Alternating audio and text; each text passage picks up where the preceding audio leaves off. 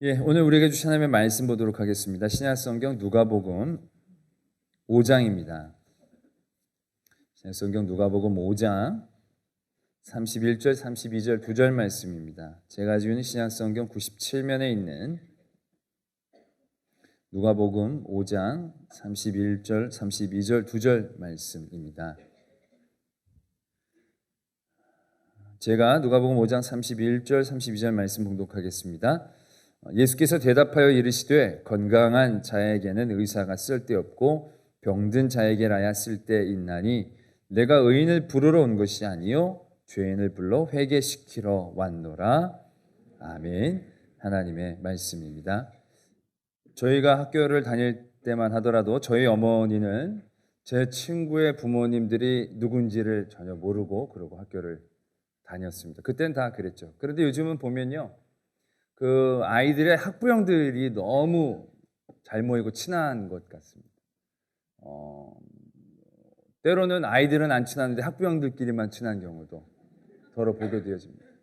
이름 가까운 분이 어디를 가시길래 제가 어디 가세요? 물어봤더니 학부형회를 간다고 그러시더라고요. 그래서 내가 그냥 지나치고 나서 생각을 해봤는데 이름이 가까우신 분 애가 아직도 학교를 다니고 있을 리는 없는데 나중에 여쭤봤더니 그 아이가 어렸을 때 학부형회가 아직도 모인다. 뭐 그런 얘기들을 듣게 되어집니다. 그런데 어떤 교우가 학부형 회의를 갔다 오면서 저한테 그런 얘기를 했습니다. 학부형들끼리 모였는데 어떤 분이 너무 이 정보가 많다라는 거예요. 뭐 학원, 애들이 어떻게 가야 되는지, 뭘 해야 되는지, 어떻게 가야 이게 성공하고 승리하는지에 대한 정보가 너무, 한마디로 세상적인 길에 대하여 해박하다라는 것이죠. 그 학부형회에 가면 그런 분들이 갑이 된다라고 얘기를 하더라고요. 그러니까 완전히 막 휘저어가지고 야, 너무너무 세상적으로 해박하신 분인데 얘기가 길어져서 밥을 먹게 되었는데 갑자기 그분이 고개를 숙이더니 기도를 하더라는 것이죠. 자기가 등골이 오싹했다는 것입니다. 왜냐하면 너무 세상적으로 얘기하고 해박하신 분이 설마 교회 다닌 것 같으는 조금도 티가 안 나는 분이 갑자기 밥을 먹을 때 기도를 하니까 같이 있던 다른 여러 학부형들도 적잖게 놀란 표정이었다는 거죠. 자기가 등에서 땀이 났다는 거예요. 그럼 아까 아는 척을 많이 안 하던지, 그렇게 세상적으로 아는 척을 많이 했으면 기도를 하지 말던지, 그 다른 분들의 표정이 교회 다녀? 뭐 이런 표정들이었다는 것이죠. 솔직히 그러다 그러한 경험들은 우리들의 삶 가운데서 요즘 심심치 않게 경험을 많이 한다는 것이죠. 저희 제자들도 직장에 가서 깜짝 놀라가지고 올 때가 많이 있습니다. 직장에서 제일 욕 많이 먹고 후배들한테 정말로 제일 별로 질이 안 좋은 사람이 전도를 할 때마다 너무너무 괴롭다는 거죠. 전도를 하지 말던가 그렇게 살지를 말던가. 삶은 그렇게 죽으라고 살면서 전도도 또 그런 분들은 죽으라고 열심히 하는 경향성들을 갖고 있을 때마다 자기가 너무 그 애들이 그런데 다른 사람 몰라 저 사람 때문에 교회 안 간다고. 그런 얘기를 들을 때마다 얼마나 억장이 무너지는가라는 것이죠. 아니 뭐 그 여러분들뿐만이 아니라 저도 그런 생각을 많이 갖습니다. 목사님들 중에서도 어떤 목사님은 제가 그럴 때가 저분은 설교를 안 할 때 더 큰 은혜가 있는데 설교를 할 때마다 막 등골이 오싹한 분, 그런 분들 계세요. 저분은 목회를 안 하시는 게 하나님을 영광스럽게 하는 일일 터인데 뭐 그러한 생각을 하게 하는 그러한 모습들을 이게 경험할 때마다 이거 어떻게 해야 될지 모른다. 괴로운 심정들을 갖게 되어진다는 것이죠. 하나님은 왜 저 사람으로 교회를 다니게 하시는지, 저 사람 때문에 하나님이 얼마나 영광 많이 가려지시는지, 저 목사님 때문에 교회 떠난 사람이 얼마나 많은데 저러시면 안 돼. 차라리 가룟너처럼 나지 않았으면 좋았을 뻔하였는데, 그런 생각을 갖게 만드는 사람들을 만났을 때 우리는 어찌해야 하는가 라는 고민들을 하게 되었습니다. 그러다가 오늘 이 사건을 떠올리게 하셨습니다. 오늘은 어떤 사건이냐면요, 예수님이 길에 가시다가 레위라는 제자를 부르신 사건입니다. 근데 이 레위라는 사람이 그냥 평범한 유대인이었으면 좋았을 터인데 그렇지 않고 세리였습니다. 여러분들 뭐 교회 조금 다녀보신 분들은 알겠지만 세리라는 것이 그 당시에 얼마나 사람들이 배척하고 상종하지 않는 죄질이 나쁜 종류의 인간이었는지 우리가 잘 안다는 것이죠. 완전히 민족의 배신자였고요. 사람들의 정말 피를 빨아먹는 그런 흡혈귀 같이 생각하는 종류의 사람이었다라는 것이죠. 그 세리인 레위를 이제 예수님이 부르신 겁니다.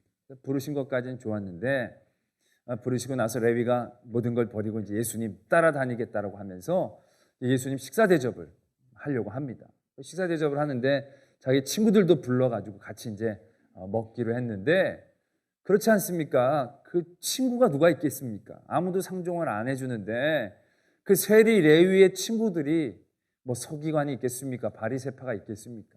놀아주지를 않는데 늘 같은 그런 세리들끼리 놀고 늘 그런 같이 사람들에게 배척받고 소외되어 있는 사람들, 죄인이라고 취급받는 사람들하고만 놀았겠지 않았겠습니까? 그래서 그들 친구들이니까 불러서 같이 예수님이 식사를 하셨습니다. 그걸 보고 이제 유대인들이 바리새인과 서기관들이 비난하기 시작한 것이죠.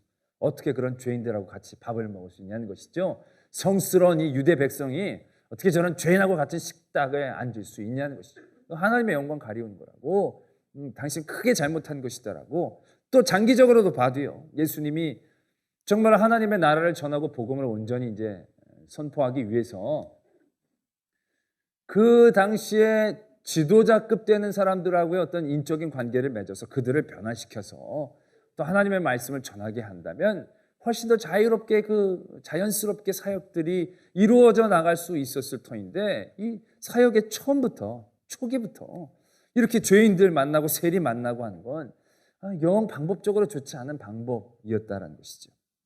그런 가운데에 비난을 받게 되어지고 예수님이 그런 비난 가운데에 오늘과 같은 말씀을 하고 계신다는 것이죠. 예수님께서 대답하여 이르시되 건강한 자에게는 의사가 쓸데없고 병든 자에게라야 쓸데가 있다라는 것이죠. 내가 의인을 부르러 온 것이 아니라 죄인을 불러 회개시키러 왔다라는 말씀을 하고 계신다는 것이죠. 이 사건들을 묵상하면서 그렇게 하나님의 영광을 가리우는 사람들을 향하여 비난했던 저의 모습이 대입되기 시작하였습니다. 이 바리새인과 같은 모습이 바로 저의 모습이 아니었는가라는 것이죠. 예수님 그런 세리들하고 있으면 안 됩니다. 세리들하고 밥 먹으면 손해입니다. 영광 가려집니다. 왜 이렇게 죄 짓는 일을 하십니까? 그러면 안 됩니다. 라고 얘기하는 바리새인의 그 모습들처럼 우리들도 교회 안에 교인이 그러면 안 되죠. 저 사람 하나님 영광 가려지죠. 저런 목사님 차라리 그만두시는 게 낫죠. 라고 얘기하는 모습과 크게 다르지 않다라는 것을 깨닫게 되었다라는 것입니다. 여러분, 교회라는 공동체, 교회라는 이름으로 모인, 교인이라고 모인 이 공동체에 어떠한 공통점이 있다라고 생각하십니까? 여러분들 지금 쭉 앉아 계시는데 여러분들과 여러분들과 옆에 앉아 있는 분들과 어떠한 공통점이 있어서 우리는 이 청운교회 교인이라는 한 공동체 안에 묶여있게 되어지는 것입니까? 무엇이 있기 때문에? 여러분들이 믿음이 다 똑같습니까? 아닙니다. 믿음이 다 다양합니다. 오늘 생전 처음 나오신 부터 정말 몇 대째 믿는 분들까지 여기 다 있습니다. 그래도 같이 앉아 예배 드리는 겁니다. 찬양이라는 공동감이 있습니까? 어떤 분은 노래 진짜 못 부르는 사람들, 어떤 분들은 영광스럽게 돌리는 분들이 있고, 기도, 어떤 분들은 방언까지 하면서 열심히 기도하는 분들이 있지만 어떤 분들은 식사 기도도 제대로 못하는 분들도 여기 앉아 계신 거예요. 그런 교회라는 공동체가 될 수 있는 교집합이 뭐냐라는 것이죠. 나이입니까? 학벌입니까? 재산입니까? 하나도 같은 게 없습니다. 우리는 하나도 공통점을 그런 것에서 찾아낼 수가 없다는 것이죠. 왜 세리와 왜 죄인들하고 먹습니까? 그런 사람들은 교회 오면 안 됩니다. 저 사람 저렇게 나쁜 짓 하면 교회 나오지 못하게 해야 하는 게 맞습니다. 저렇게 세상적인 거 다 하고 나서 교회 나오지 못해야 됩니다. 세상적인 거 안 산다라는 공통점을 우리가 갖고 있습니까? 아니요. 어떤 분들은 정말로 수도사처럼 사신 분들도 이 안에 있지만 같은 청운교회 교인이라는 이름으로 오늘 아침까지 술 먹다가 여기 앉아있는 사람들도 없다라고 얘기할 수 없다는 것이죠. 선한 행동들에 대한 어떤 공통감? 아니다라는 것입니다. 교회라는 공동체가 갖고 있는 유일한 공통점은요, 예수님이 부르셨다는 겁니다. 그거 외에는 아무런 공통점이 없습니다. 지역, 나이, 재산, 그렇게 모이면 동호회지 교회가 아닙니다. 교회가 교회 될 수 있는, 교인이 교인 될 수 있는 이유 단 한 가지가 예수님이 우리를 부르셨기 때문에 교인이 된 겁니다. 그렇다면 예수님이 어떤 사람을 부르시고 어떤 사람을 찾으시고 어떤 사람과 함께하기를 원하신다라고 오늘 말씀하고 계십니다. 예수님은 의인들을 부러오신 게 아니다라는 거죠. 예수님은 죄인을 불러 회개시키고자 하셨다라는 것입니다. 예수님은 건강한 사람에게 오신 게 아니다라는 것입니다. 예수님은 병든 사람에게 오셨다라는 것이죠. 치료하러 오셨다라는 것입니다. 그러한 예수 그리스도의 피로 가운데에 그러한 관점으로 우리가 하나님의 일들을 바라볼 수 있어야 한다는 것이죠. 그럼에도 불구하고 우리는 사람의 눈의 틀에 갇혀서 그 틀로 보려고 하니까 힘들고 어려운 겁니다. 왜 저런 사람이 교회에 있는 겁니까? 왜 저런 사람이 교회에 저렇게 열심히 더 하는 겁니까? 저런 사람은 안 나오는 게 훨씬 낫지 않습니까? 저런 사람은 없는 게 훨씬 영광. 그러면요, 그런 사람 없을수록 영광 돌리는, 그렇게 따지면 우린 다 필요 없습니다. 우리들 가운데 하나님 앞에 제대로 영광 돌리는 사람이 몇 명이나 되겠습니까? 그렇게 따지자면, 하나님에게 필요함으로 따지자면 우리는 한 명도 하나님 앞에 설 수가 없습니다. 그러나 너무 놀랍게도 하나님은 하나님을 필요로 하는 사람들을 부르신다는 거죠. 하나님 없이는 안 되는 부족한 사람들을 부르신다는 것이죠. 그러한 하나님에 대한 부르심의 공통점 가운데 우리가 모였다는 것을 예수 그리스도의 눈으로 바라볼 수 있어야 한다라는 것입니다. 할렐루야. 그러나 많은 믿음의 사람들도요, 지금 이 바리새인과 서기관들도 자기의 생각, 자기의 방법에서 지금 헤어나오지 못합니다. 그 틀에서 깨어지지를 못한다는 것이죠. 그것이 얼마나 위험한가를 우리는 분명히 알아야 한다는 것입니다. 우리가 누가복음에 보면 거지 나사로의 얘기가 있습니다. 거지 나사로가 부잣집 앞에서 살았는데, 거기서 음식 찌꺼기 먹고 살았는데 거지 나사로도 죽고 그 부자도 죽었습니다. 거지 나사로는 천국에 갔습니다. 부자는 지옥에 갔습니다. 그 부자가 그 지옥에서 뜨거운 불구덩이에서 고생하다가 하늘을 봤더니 나사로가 천국에서 잘 지내는 거예요. 그래서 부자가 아브라함에게 부탁을 합니다. 저 나사로에게 물 한 방울 좀 갖고 오게 하셔서 내 혀에다가 좀 갖다 대주시면 안 되겠냐고. 그러면 다 부족한 사람들일 뿐입니다. 우리는. 좀 갖다 대주시면 안 되겠냐고. 그랬더니 아브라함이 안 된다는 겁니다. 왜? 이곳과 너희가 있는 곳은 너무 큰 차이가 있기 때문에, 큰 갭이 있기 때문에 넘어갈 수 없다는 겁니다. 그래서 이 부자가 다시 한번 얘기합니다. 그렇다면 그 나사로를 여기는 못 오면 우리 아버지 집에 좀 보내달라고. 우리 아버지 집에 형제가 5명이 있는데 걔네들한테 분명히 좀 얘기해 주셔서 나 있는 이곳에 오지 말고 이 나사로가 있는 곳으로 데려갈 수 있도록 좀 나사로를 보내달라고 부탁을 합니다.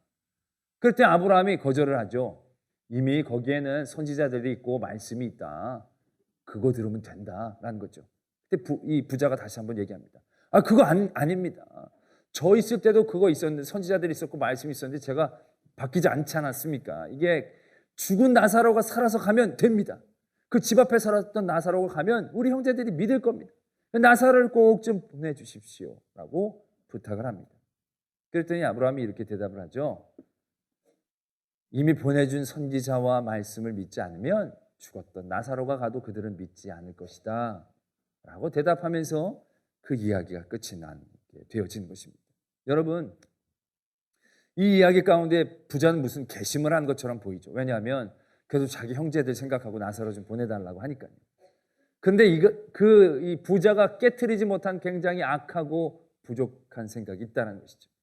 그가 처음에 지옥에서 고생하고 있을 때 나사로를 통해서 물 한 방울만 떨어뜨려 주시면 내가 살만하겠습니다라고 얘기하는 거기에서부터 시작합니다.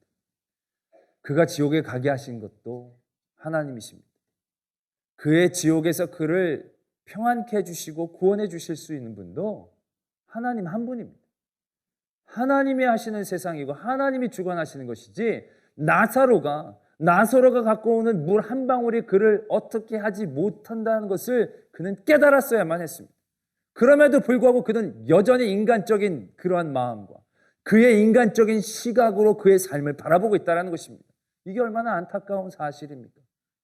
그가 그곳에 어떻게 갔는데, 그곳에서 그가 구원할 수 있는 길이 무엇인데, 그 예수님과 하나님에 대한 생각은 하지 못하고 늘 인간적인 생각들 가운데, 인간적인 관점들 가운데 매여 있다는 것이죠. 나중에도 그렇습니다. 나사로를 보내주시면 되겠다. 우리들도 생각하기에 그렇지 않습니까? 그 집 앞에 살았던 거지가 죽었는데 다시 살아나면 믿을 수 있을 것 같지 않습니까? 여러분들의 이런 반응은 굉장히 지혜로운 반응입니다. 그럼요. 믿을 수 있을 것 같이 생각이 되어지지만 아브라함이 얘기한 것과 똑같습니다. 이미 보내주신 말씀과 선지자들로 깨닫지 못하면 죽은 사람이 골백 번 그의 앞에 나타나도 믿어지는 게 아닙니다. 무슨 신비한 경험을 하고 초자연적인 현상을 보고 그러면 우리가 믿을 수 있을 것 같습니까? 믿음은 절대로 그렇게 생기는 게 아닙니다. 이스라엘 민족들이 홍해를 건너며 얼마나 많은 기적을 보았습니까? 그러나 그들의 믿음은 하루도 지나가지 못했습니다. 그래서 믿음이 생기는 게 아니다라는 것입니다. 예수님께서 돌아가셨다가 부활하셨지만 부활하신 예수 그리스도를 보면서 다 믿은 건 아니었다라는 것입니다. 죽었던 나사로가 다시금 살아났지만 나사로를 보면서 믿은 사람도 있지만 나사로를 보면서 예수 그리스도를 죽여야겠다라고 나사로까지 죽여야겠다고 생각했던 사람들도 있다라는 얘기죠. 바로가 얼마나 많은 재앙을 받습니까? 10개나 받습니다. 나는 생각해 봅니다. 참 그렇게 무식한 사람도 없다는 거죠. 나 같았으면 2-3개 정도에 내가 바로에 있으면 마음이 바뀌었겠어요. 그래서 그 정도면 벌써 감이 오잖아요. 이게 이 정도면 얼마나 무서운 분인가를. 근데 10개까지 버틴다는 게 이 얼마나 완악함의 결정체이냐라는 것이죠. 기적으로 초자연적인 현상으로 압도적인 능력으로 믿는 게 아닙니다. 믿음은 오직 하나님께서 주관하시고 주시는 것입니다. 저는 그렇게 생각하게 되어집니다. 많은 사람들이 저 사람 때문에 하나님의 영광을 가린다라고 생각하죠.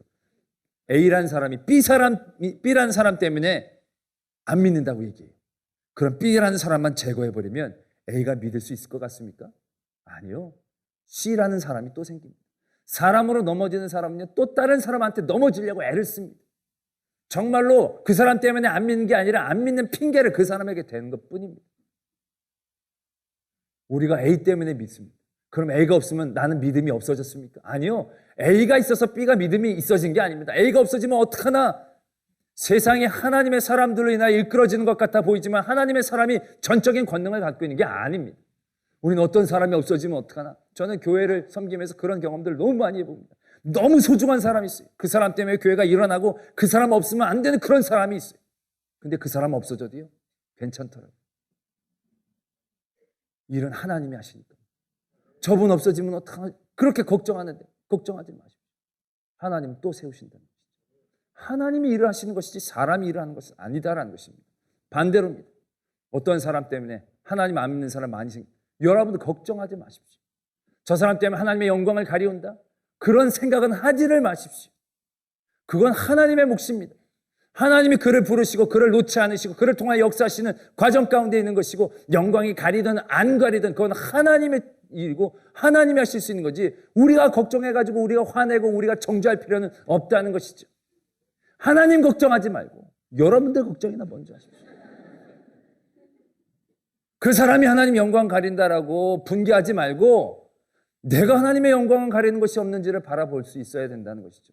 제가 오늘 설계 부제를 하나 적었습니다. 오늘 설계 부제는 너나 잘해. 너무 원색적인 표현이라서 안 하려고 했는데요. 이게 안 할 수가 없는 겁니다. 다들 저 사람 때문에 기독교 2000년 역사상 하나님을 욕되게 하고 하나님의 영광을 가렸던 수없이 많은 사람들이 있었습니다. 기독교인이라는 이름으로 얼마나 못된 짓을 저질렀던 사람들이 많이 있는지 모릅니다. 그렇다고 하나님의 역사가 끊어진 게 아닙니다. 하나님을 위하여 몸 맞춰 헌신하고 놀라운 부흥의 역사를 일으켰던 분들, 그분들이 끝났다고 부흥의 역사가 끝난 게 아닙니다. 바울이 죽었다고 선교가 끝난 게 아닙니다. 사도들이 죽었다고 예수 그리스도의 일들이 전해지지 않은 게 아닙니다. 일은 하나님이 하십니다. 하나님이 역사하신다는 것이죠. 모든 우리들의 관계의 중심엔 하나님이 있는 거지 그 사람의 어떤 일과 그 사람의 능력이 있는 게 아니다라는 것입니다.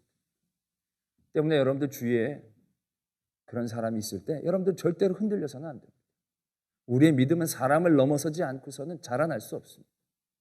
그 사람을 분명히 넘어서야 됩니다. 교회, 이 세상에 가장 악질인 사람이 있는 데가 교회인 게 맞습니다. 믿으시면 아멘. 왜 아멘은 안 하고 웃기만 하세요? 아니, 말이 그렇잖아요. 예수님이 왜 오셨어요? 정말로 치유가 필요한 사람이 있으니까 오신 거 아니에요. 그리고 치유가 필요한 사람을 부르는 거잖아요. 죄인을 불러 변화시키려고 부르신 거잖아요. 그렇다면 당연히 우리 교회에 가장 악질적인 사기꾼이 있는 게 맞는 얘기다라는 거죠. 우리 교회에 가장 사악한 인간이 있는 게 맞다라는 것이죠. 그걸 가지고 영광 가린다, 뭐한다 그러실 필요가 없는 거예요. 왜? 예수님은 그런 사람을 부르신 거예요. 거기에 흔들리셔는 안 된다는 거예요. 교회에 어떠한 이런 사람이 있을 수 있느냐? 그 생각을 하는 그 사람이 어떻게 교회에 있을 수가 있냐는 얘기죠, 제 말은. 예수님을 아는 사람이 어떻게 그렇게 얘기할 수 있냐는 거예요.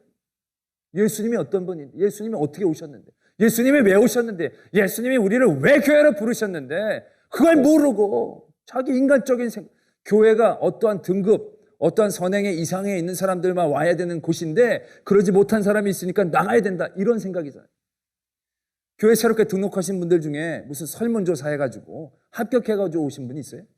선행 지수 뭐 이런 거 해가지고 자격이 되니까 오신 분이 있냐는 거예요. 물어보지도 않고, 나이도 묻지 않습니다. 성별도 묻지 않습니다. 전에 어떠한 병이 있었는지 묻지 않습니다. 무조건 다 보장합니다. 이게 예수 그리스도가 죄인들을 향한 사랑의 마음이다라는 것입니다. 그럼에도 불구하고 우리는 뭔가 우리가 특별한 위치나 자격에 있는 것처럼 오늘 바리새인과 같이 서기관처럼 착각할 때가 많이 있다는 것이죠. 하나님이 죄인을 불러 변화시키시는 걸 기뻐하십니다. 제가 보면요, 조직폭력계에 계셨던 분들이요, 예수님 믿는 사람 제일 많아집니다. 그런 분들이 예수님 믿으면 진짜 열심히 믿습니다. 얼마나 뜨겁게 믿는지 모릅니다. 근데 뜨겁게 믿다가도요, 그 성질이 한 번에 죽나요. 전도하다가 누가 안 맞는 이씨 막 또 때립니다. 그럼 다시 떨어집니다. 다시 감옥에 가죠. 또 눈물 흘려 회개하는 분들 또 그런 분들이에요. 차라리 때리지나 말지 저렇게 울 거면. 근데 또 그러다가 막 해가지고 또 열심히 나가, 또 그러다가 또 욱해가지고 또 패가지고 또 다시 들어가시고, 수없이 대가다가 신학교도 갔다가 목사님 되셨다가 다시 떨어졌다가, 그런 분들 스테보입니다. 저분들은 진짜 병 주고 약 주는 것도 아니고 진짜 하나님이 어떻게 그렇게 하나 생각하지만 그건 우리가 걱정할 일이 아닙니다. 그 과정을 통해 하나님이 그 사람을 변화시키신다는 거죠. 조금씩 우리가 보면 돌고 도는 것 같지만 그렇지 않습니다. 하나님은 조금 더 그 사람을 변화시키시고 온전케 하셔서 결국 하나님은 탕자가 돌아오는 걸 기뻐하시는 하나님, 그러한 사람들을 부르시는 하나님, 그러한 사람들로 교회에 있게 하시는 하나님이다라는 것입니다. 또한 우리가 교회에 하나님 앞에서의 나의 자리를 지킬 때도 그렇습니다. 의인은 절대로 교회에 있을 수 없습니다. 의인은 절대로 교회에서 은혜를 받을 수가 없습니다. 의인은 절대로 하나님 앞에 온전히 설 수가 없습니다. 왜요? 필요를 못 느끼는데. 세상에 많은 종교는요, 득도라는 게 있습니다. 뭔가 도를 터득하면 이젠 뭔가 안 해도 되는 어떤 그런 일정한 수준에 있는 것들이 있습니다. 그러나 우리는 그렇지 않습니다. 우리 하나님을 믿는 성도는요, 도를 알아가면 알아갈수록 죄인임을 고백한다는 것이죠. 도를 알아가면 알아갈수록 나 혼자서는 아무것도 할 수 없음을 고백하게 되어진다는 것이죠. 내가 더 잘 믿으면 잘 믿을수록 예수님 앞에, 하나님 앞에 더욱더 부족함을 고백할 수밖에 없게 되어지는 것이죠. 그게 우리가 믿는 신앙의 힘이다라는 것이죠. 여러분들 가운데 의인이 있다면 잘못해도 한참 잘못된 것입니다. 여러분 가운데 의인이 되어서 여러분들보다 의롭지 못한 사람을 정죄할 수 있는 자리에 있다라고 생각한다면 그건 큰 오해입니다. 오산입니다. 하나님의 일은 하나님이 이루십니다. 오늘도 그 뒤에 말씀에 보면 사람들이 다시 얘기합니다. 요한의 제자들도 그렇고 바리새인의 제자들도 그렇고 다 금식하는데 왜 당신 제자들은 금식 안 하느냐는 겁니다. 금식하는 게 뭐 큰 대단한 것처럼 얘기한다는 것이죠. 금식이 중요한 게 아니다라는 거죠. 예수님이 얘기하십니다. 신랑과 함께 있을 때 마음껏 먹으라는 거죠. 그러나 신랑이 가게 되면 그때부터 금식해도 된다는 것입니다. 금식이 중요하게 된 것은 예수 그리스도를 중심으로 그분을 사랑하는 마음의 표현일 때 중요한 것이지 무조건 금식한다고 다 좋은 게 아니다라는 것을 말씀하고 계신다는 것이죠. 인간적인 의로움의 기준이 아닌 예수 그리스도의 기준 가운데에서 바라보고 이해하고 도전할 수 있어야 합니다. 그것이 신앙입니다. 그것이 믿음입니다. 그것이 성숙이고요. 하나님 앞에서의 의로움이 되어진다는 것입니다. 할렐루야. 예배를 마치고 나가는데 엘리베이터에서 서로 안 내리려고 아동바동 싸운 거. 주차하러 나가는데 찍 그어놓고도 그냥 모른 척하고 나가버리고 막 욕하고 나가면 시험 엄청나게 들죠. 그러지면 안 됩니다. 아, 교회구나 이렇게 생각하시는 거예요. 교회 그러니까 저런 인간 말종이 와가지고 이제 변화받는 거구나. 그렇게 받아들이셔요. 그러나 중요한 건 죄인을 부르신다고 죄인을 좋아하시는 건 아닙니다. 죄인을 변화시키시는 걸 좋아하시는 거예요. 그 사람이 오늘은 욕하고 나갔지만 다음 주에는 철들어가지고 조금씩 변화되고 그 다음에는 차량 안내하게 되어지고 그 다음에는 더 큰 하나님의 쓰임받는 하나님의 역사들을 우리도 함께 같이 기대하며 소망할 수 있는 그런 성숙한 신앙인이 되어지기를 도전합니다. 기도하겠습니다.